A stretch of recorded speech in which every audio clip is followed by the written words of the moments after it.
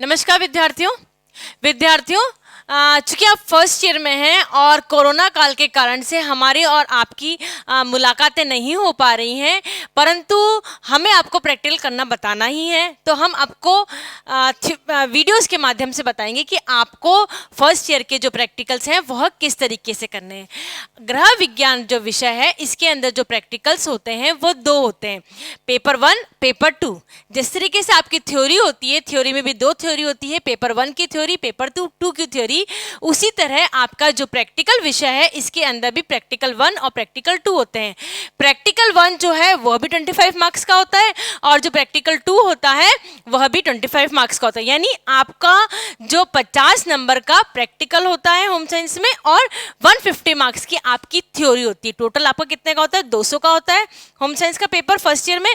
इसमें से 150 नंबर की आपकी थ्योरी है और 50 नंबर का आपका प्रैक्टिकल है, 25 + 25। ठीक है, मैंने आपको एक वीडियो में, मेरे पिछले वीडियो में आपको बता रखा है कि आपको बेसिक फूड कुकिंग कैसे करनी है। ये आपका प्रैक्टिकल है। एक दूसरे प्रैक्टिकल जिसमें हम आपको बताते हैं वस्त्र विज्ञान एवं प्रारंभिक सिलाई कला।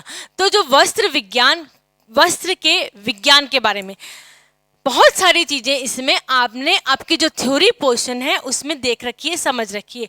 अगर आपको किसी भी तरह की इन प्रैक्टिकल्स में दिक्कत आ रही है तो जो हमारा जो थ्योरी पोर्शन का जो वीडियो है आप उसको देखिए, उसको समझिए, तो आपको इस प्रैक्टिकल्स में निश्चित तौर पे कोई भी समस्या नहीं आएगी।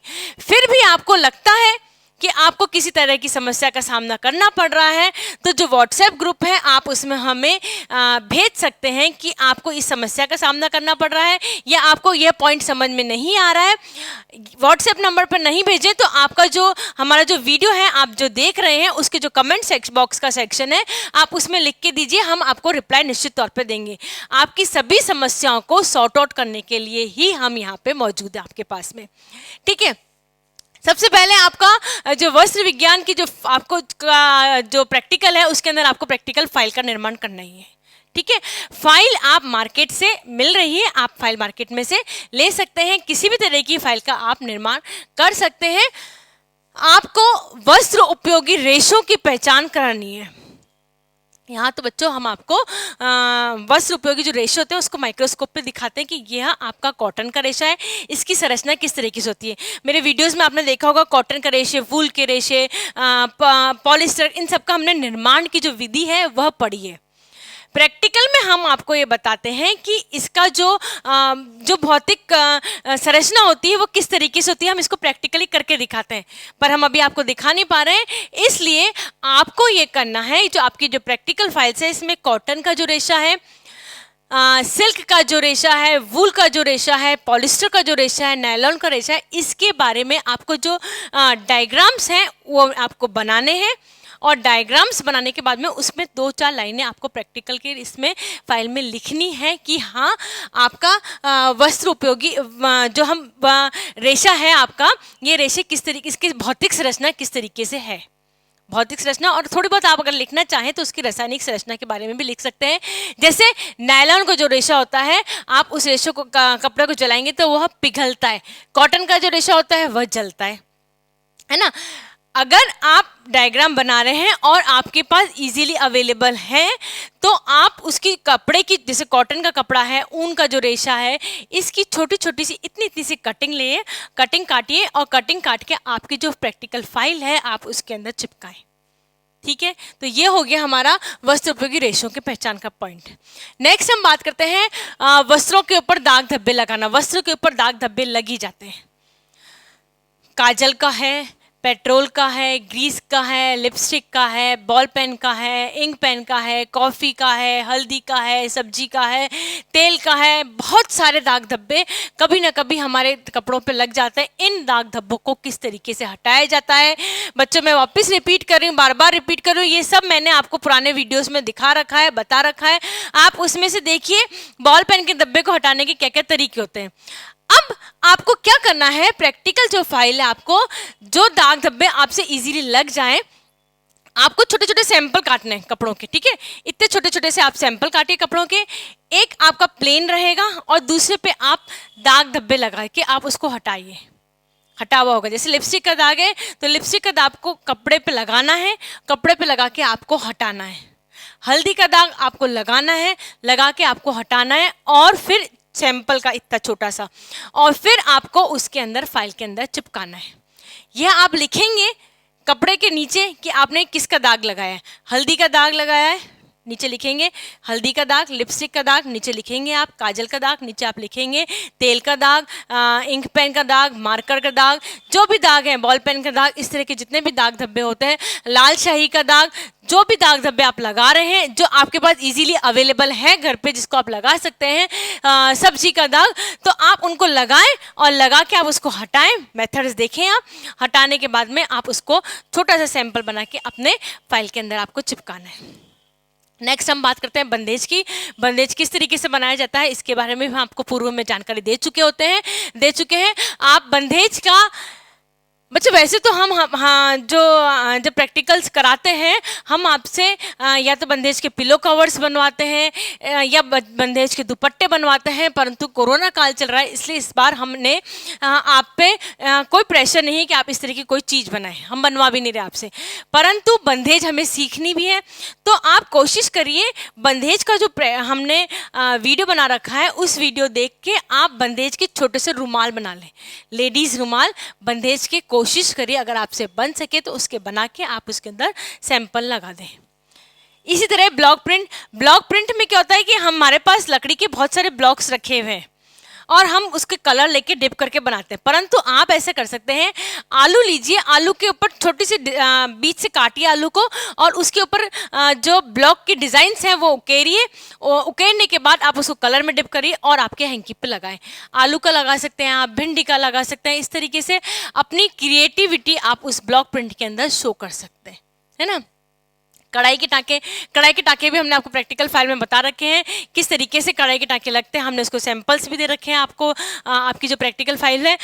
कोशिश करिए आप कम से कम 5 रुमाल कढ़ाई के, और जिसमें से एक रुमाल जो है वो आपके नाम का पहला अक्षर, जैसे आपका नाम सपोज है निकिता, एन से स्टार्ट हो रहा है तो एन का जो लेटर है वो एन का लेटर आप चेन स्टिच से बनाएं, स्टेम स्टिच से बनाएं, भरमा स्टिच से बनाएं, किसी तरीके से उसको सुंदर उकेरने की कोशिश करिए, है ना। इसी तरीके से आप 3 तरह की कम से कम, है ना, स्टिच बनाना सीखें।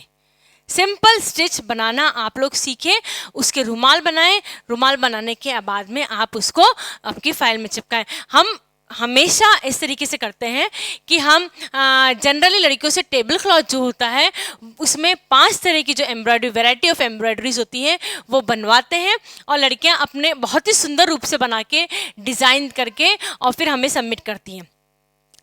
हम उन्हें प्रैक्टिकल के पश्चात हम उन्हें वापस लौटा देते हैं, परंतु हम हर साल लड़कियों से टेबल क्लॉथ बनवाते हैं। इस साल हम आपसे कुछ भी नहीं बनवा रहे हैं। आप कोशिश करिए कि रुमाल बनाएं सैंपल के और उन सैंपल को आप अपने जो फाइल है उसके अंदर लगाएं, ठीक है। इसी तरीके आपको विभिन्न तरह के डार्ट्स, प्लीट्स, टक्स और गैदर्स का निर्माण करना है छोटे छोटे सैंपल में। रिपीट कर रही हूँ, आपको कोई भी बड़ा आर्टिकल का निर्माण नहीं करना है, आपको छोटे छोटे आर्टिकल्स का निर्माण करना है। विभिन्न तरह के डार्ट्स, विभिन्न तरह के प्लीट्स, टक्स और गैदर्स जो होते हैं विभिन्न वैरायटी के अवेलेबल बनते हैं। आपको इन विभिन्न वैरायटी के जो होते हैं इनका आपको निर्माण सैंपल बना के अपनी फाइल के अंदर लगाना है। और सबसे इम्पोर्टेंट है ना, हुक आई और कांच बटन, ये अक्सर हमें नहीं आते लगाने, है ना। आप भी अपने अंदर देखिए कि आपको हुकाई और कांच बटन लगाने आते हैं, यह आपको लगाना सीखना है, प्रॉपर मेथड सीखना है उसको लगाने का। इतना सा सैंपल लीजिए, हम बार बार रिपीट कर रहे हैं, आप छोटा सा सैंपल लीजिए, एक ही तरफ उसमें हुकाई लगाइए, एक ही तरफ उसके अंदर कांच बटन लगाइए और बना के आप सैंपल के रूप में लगाएं। तुरपन, साड़ी की फॉल में भी तुरपन लगती है, कुछ चीज़ उधड़ जाती है तो भी तुरपन लगती है, और जो आजकल की जो जनरेशन आ रही है उसमें सुई का इस्तेमाल आजकल पूर्णतः निषेध होता जा रहा है। तो हम ये चाहते हैं कि छोटी छोटी सिलाई आप करना सीखें, आपको जानकारी हो कि इन सब चीज़ों से किस तरीके से जो छोटी सिलाई है उसको किस तरीके से की जाती है, हाथ की सिलाई किस तरीके से की जाती है, इसके बारे में आप सीखें। इसलिए हम आपको इन सब तुरपन और इन सब के बारे में जानकारी देते हैं, हम आपको सिखाते हैं किस तरीके से की जाती है। आपको बच्चों ज़्यादा हम कुछ नहीं करा रहे हैं इस बार, हम आपको सिर्फ सैंपल बनाने के लिए कह रहे हैं कि आप अपने घर में ही रह के घर में ही रह के जो भी सामग्री आपके पास अवेलेबल है उन सामग्री से आप प्रैक्टिकल का कार्य करें। अनावश्यक रूप से कोरोना काल में बाहर ना जाएं, कुछ सामग्री ना खरीदें। रिपीट कर रहे हैं हम, कुछ भी सामग्री बाहर जाके मार्केट से जाके ना खरीदें, क्योंकि कोरोना काल चल रहा है, हमें निश्चित दूरी बनाए रखनी है।